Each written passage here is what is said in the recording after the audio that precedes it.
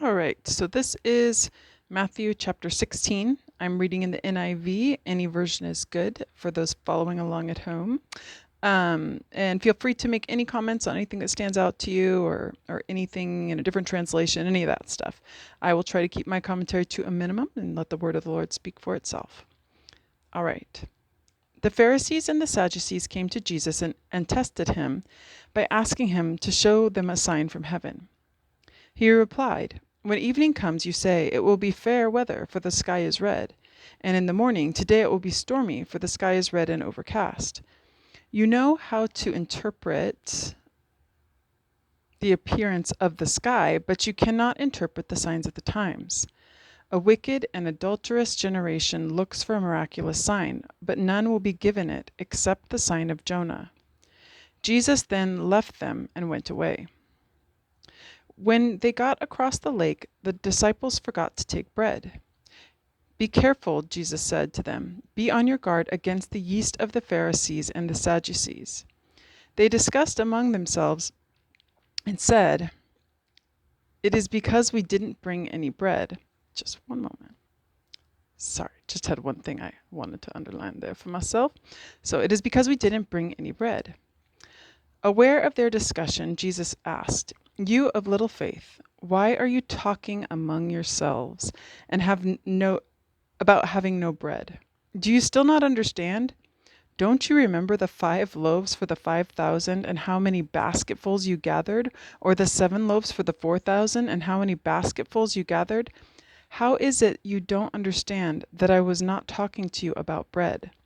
But be on your guard against the yeast of the Pharisees and the Sadducees."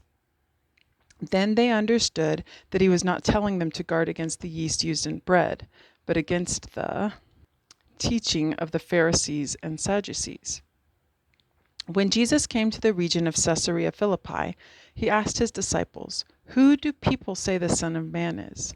They replied, "Some say John the Baptist, others say Elijah, and still others Jeremiah or one of the prophets. But what about you?" he asked. "Who do you say that I am?" Simon Peter answered, "You are the Christ, the Son of the living God." Jesus replied, "Blessed are you, Simon, son of Jonah, for this was not revealed to you by man, but by my Father in heaven. And I tell you that you are Peter, and on this rock I will build my church, and the gates of Hades will not overcome it. I will give you the keys of the kingdom of heaven. Whatever you bind on earth will be bound in heaven, and whatever you loose on earth will be loosed in heaven." Then he warned his disciples not to tell anyone that he was the Christ. From that time on, Jesus began to explain to his disciples that he must go to Jerusalem and suffer many things at the hands of the elders, chief priests, and teachers of the law, and that he must be killed and on the 3rd day be raised to life. Peter took him aside and began to rebuke him. "Never, Lord," he said, "this shall never happen to you." Jesus turned and said to Peter, "Get behind me, Satan. You are a stumbling block to me. You do not have in mind the things of God, but the things of men."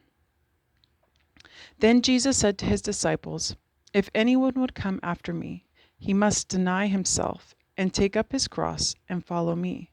For whoever wants to save his life will lose it, but whoever loses his life for me will find it.